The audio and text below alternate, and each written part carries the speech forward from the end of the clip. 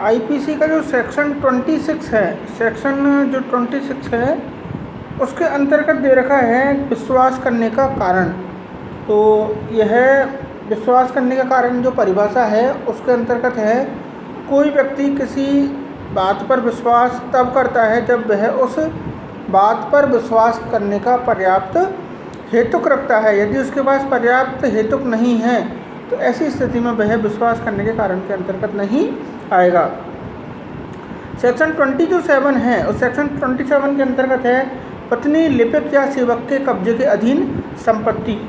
तो जब कोई संपत्ति किसी व्यक्ति की स्वयं की है और वह संपत्ति उसकी पत्नी के, उसके लिपिक के या उसके सेवक के कब्जे में है, तो यह माना जाएगा कि इस संहिता की परिभाषाओं के अंतर्गत वह संपत्ति उस व्यक्ति के स्वयं के कब्जे के अधीन है।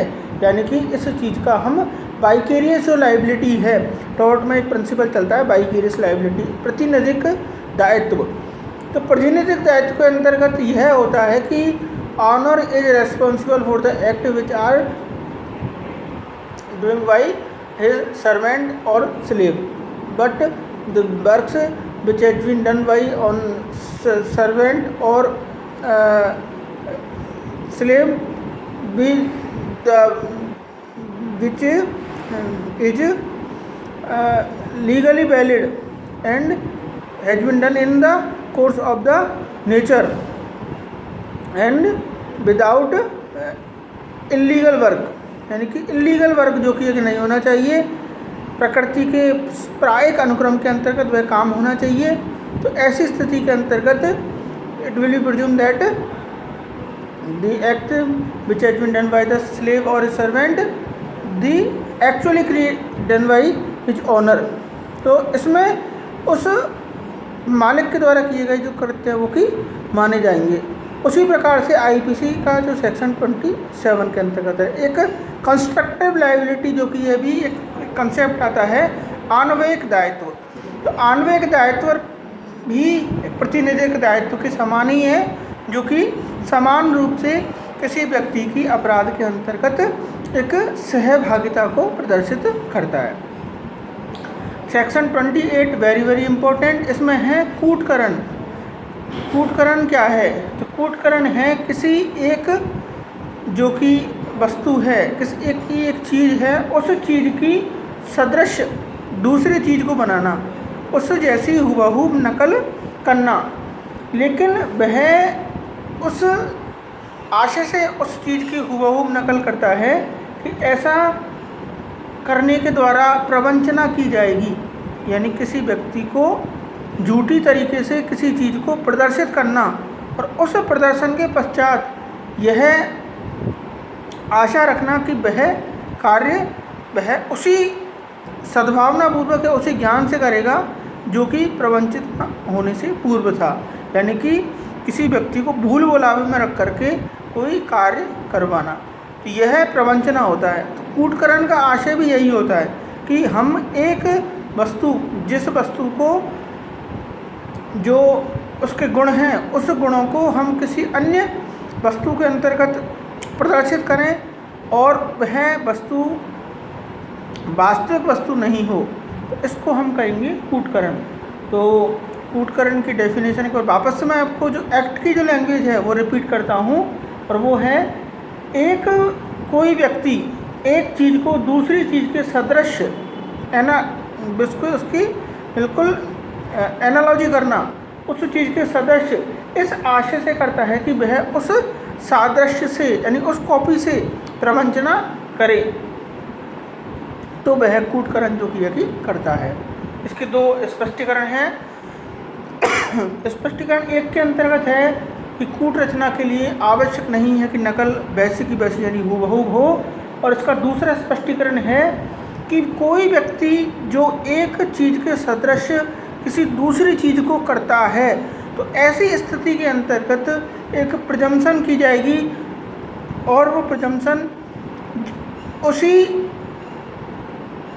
अपराध के संदर्भ में की जाएगी जिस अपराध के लिए ऐसी प्रवंचना की हुई वस्तु का प्रयोग किया जा सकता था। यानी कि एक पॉजिटिव प्रिजम्पशन जो कि है कि वो की जाएगी जब तक कि तथ्य प्रतिकूल सिद्ध नहीं कर दिया जाए कि वह व्यक्ति जो कि उस चीज़ को इस प्रकार से उसने नहीं बनाया था।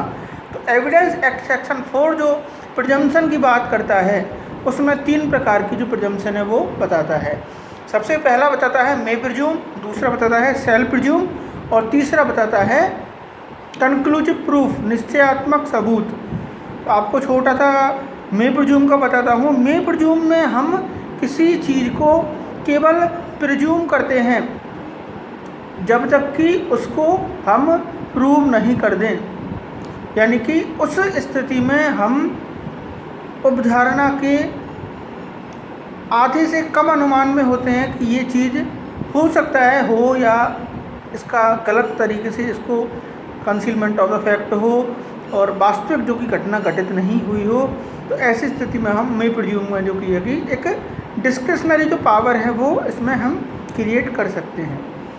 जहाँ बात आती है सेल प्रिज्यूम की, तो सेल प्रिज्यूम के अंतर्गत उपधारणा का जो प्रतिशत है वो 80% तक बढ़ जाता है और उस प्रतिशत में हम उस चीज़ को जो कि है जब तक हम उस चीज़ को नकारेंगे नहीं, जब तक कि कोई व्यक्ति यह नहीं कह दे कि वह अमुक कार्य जिसकी आपने उपधारणा की है वह मैंने नहीं किया था। तो इसके अंतर्गत न्यायालय सबूत की कोई मांग नहीं करता।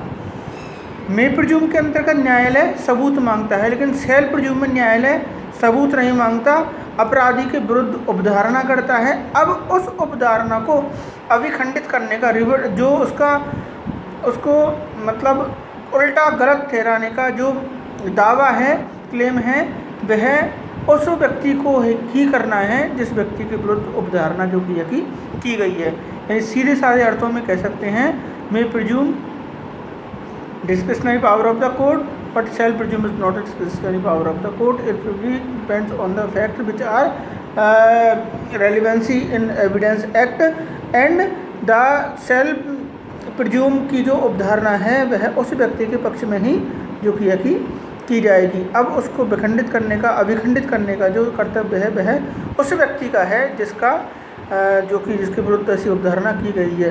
थर्ड आता है कंक्लूसिव प्रूफ। कंक्लूसिव प्रूफ हम सेक्शन 4 सब क्लूज सी में पढ़ते हैं, निश्चयात्मक सबूत। तो निश्चयात्मक सबूत होता है कि जब तक कि सिद्ध नहीं कर दिया जाए न्यायालय उस चीज़ को बराबर मानेगा, यानी कि उस चीज़ के हक में उपधारणा ही की जाएगी और वह उसका अल्टीमेट प्रूफ होगा।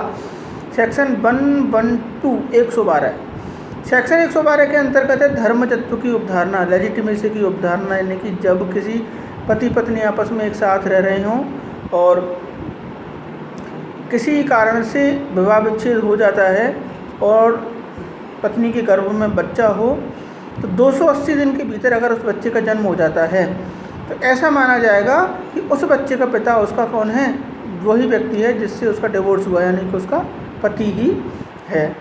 इसके अलावा हम और अगर बात करें तो सेक्शन 41 जिसमें 42 जिसमें जो निर्णय होते हैं सेक्शन 41 और 42 के अंतर्गत, वो भी कंक्लूसिव प्रूफ का जो पार्ट है वो जो कि माने जाते हैं। जिसमें सेक्शन 41 में जो एविडेंस एक्ट के अंतर्गत निर्णय है उसमें है जैसे एडमिरल्टी कोर्ट का निर्णय जो कि है किसी व्यक्ति की इंसॉल्वेंसी करने का जो कि है कि निर्णय, किसी व्यक्ति की विवाह को स्पष्ट करने का, उसकी लेजिटिमेसी का कि उसकी विवाह शून्य था कि नहीं था, उसकी धर्मस्थता का निर्धारण करने का जो निर्णय है वो निर्णय भी हमारा एक कंक्लूसिव रूप में माना जाता है, जो 3rd ईयर में आपको स्टडी करने के लिए मिल जाएगा। मैंने आपको केवल छोटा सा एक इसमें दृष्टांत जो कि बताया। तो इस प्रकार से हमारी प्रिजम्पशन का जो कंसेप्ट है वो क्रिएट जो कि होता है।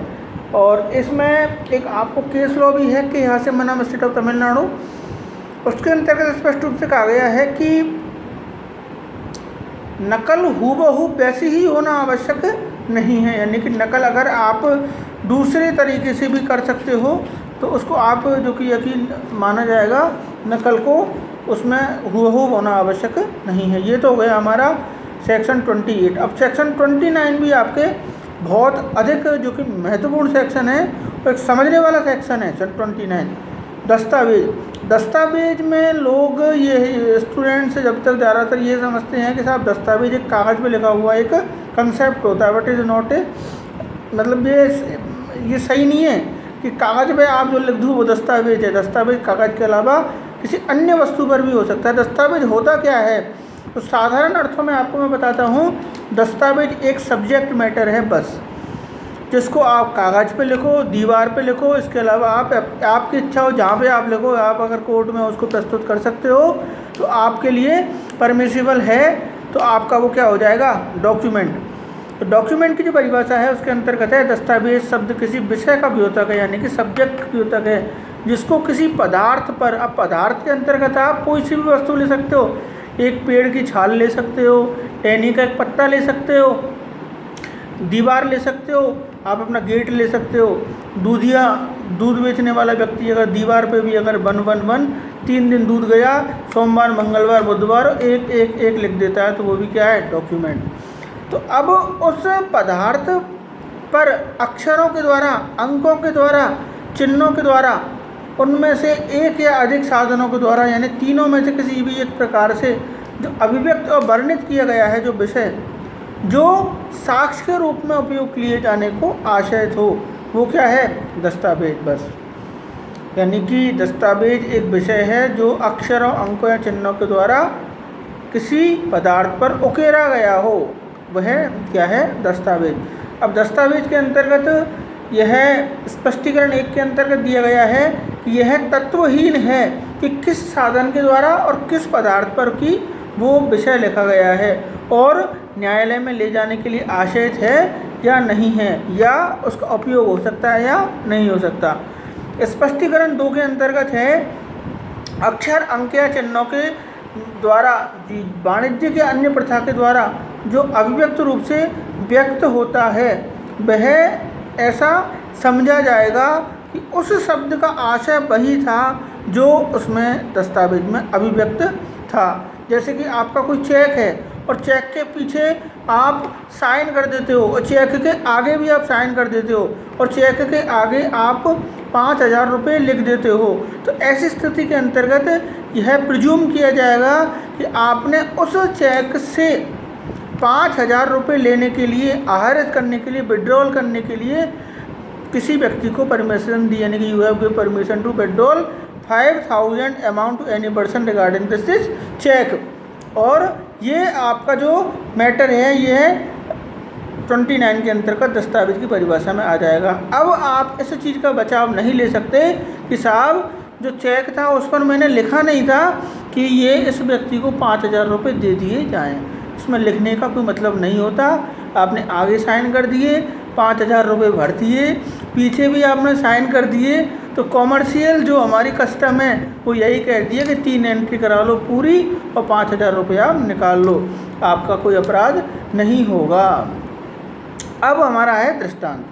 दृष्टांत के अंतर्गत क्या है कि इसके जो दृष्टांत हैं उसमें कंसेप्ट ये है कि संविदा के निबंधनों को व्यक्त करने वाला लेख दस्तावेज है पहला। दूसरा है बैंक कार्य पर दिया गया चेक दस्तावेज है। मुख्तारनामा ऑर्डर 3 रूल 4 CPC क्या है, चेक दस्तावेज है। मानचित्र या रेखांक जो साक्ष्य के रूप में उपयोग लाने के लिए आशय तो चेक, और कोई भी डीड यानी कोई भी लेख जिसमें निर्देश या अनुदेश अंतर्विष्ट हो, वो भी एक चेक है। अब मैं आपको इसका दृष्टांत बताता हूँ जिसमें बिल्कुल आपको क्लियर हो जाएगा चेक वाली घटना का। एक विनिमय पत्र की पीठ पर क्या ये अपना नाम लिख देता है, यानी प्रष्टांकन कर देता है, तो उस प्रष्टांकन का अर्थ होता है कि आगे जो एंट्री की है उस धारक को आप इतने रुपए का भुगतान करो। तो ऐसी स्थिति के अंतर्गत यह शब्द दस्तावेज की परिभाषा के अंतर्गत आ जाएंगे, और यह अभिव्यक्त रूप से यह माना जाएगा कि आपने उस धारक को इतने रुपए विड्रॉल करने की परमिशन दे दी थी।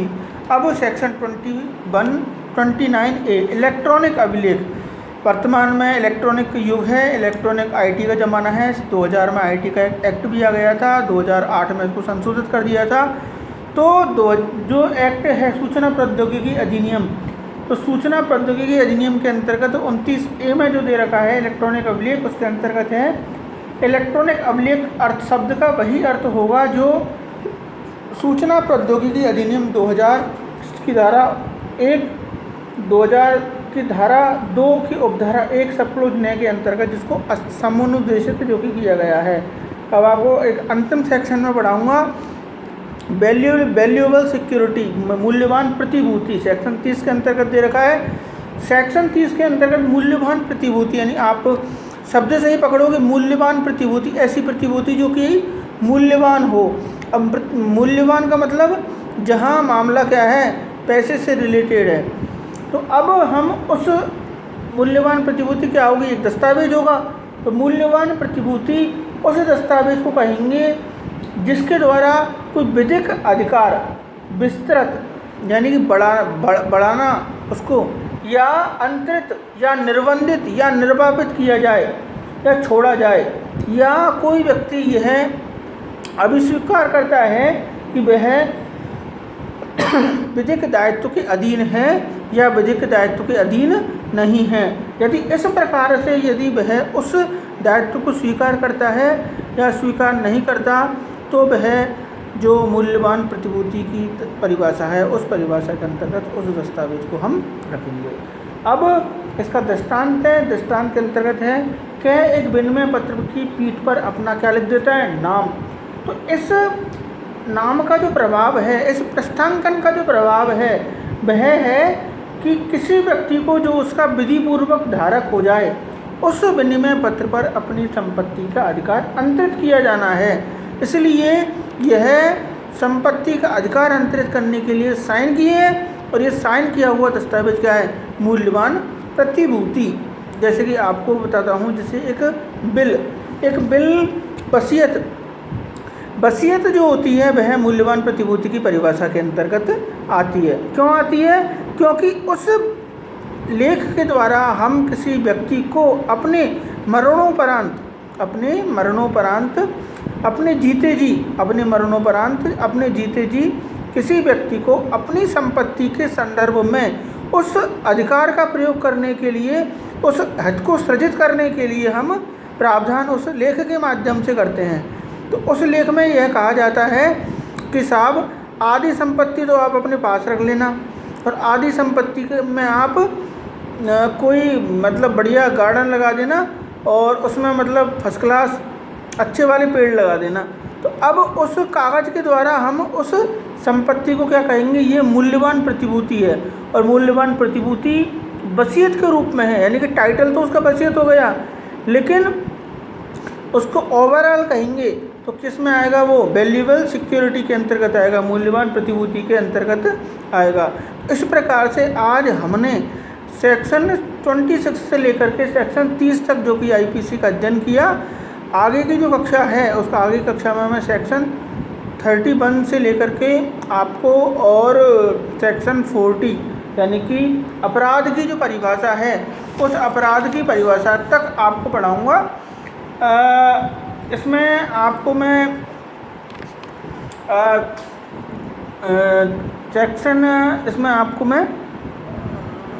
सेक्शन 31 से लेकर के और 40 तक आपको आगे की क्लास में ही आपको मैं स्टडी कराऊंगा। तो ये हमने इतना पढ़ा। अब इसके लिए सबसे महत्वपूर्ण है कि हम शब्दों के चयन पर ध्यान दें। जो शब्द जिस प्रकार से इसमें स्पष्टीकृत किए गए हैं उनको उसी हिसाब से पढ़ें। और सेक्शन 6 और सेक्शन 7, सेक्शन 6 के अंतर्गत है कि परिभाषा अपवाद के अधीन मानी जाएंगी, और सेक्शन 7 में है एक बार में स्पष्टीकृत पद का भाव। तो दोनों को ध्यान में रखते हुए ही हम इन परिभाषाओं का अध्ययन करें और आईपीसी का अध्ययन हम उसी प्रकार से करें। तो आज के लिए बस इतना ही। आगे की जो कक्षा होगी उस कक्षा में हम सेक्शन 31 से पढ़ेंगे।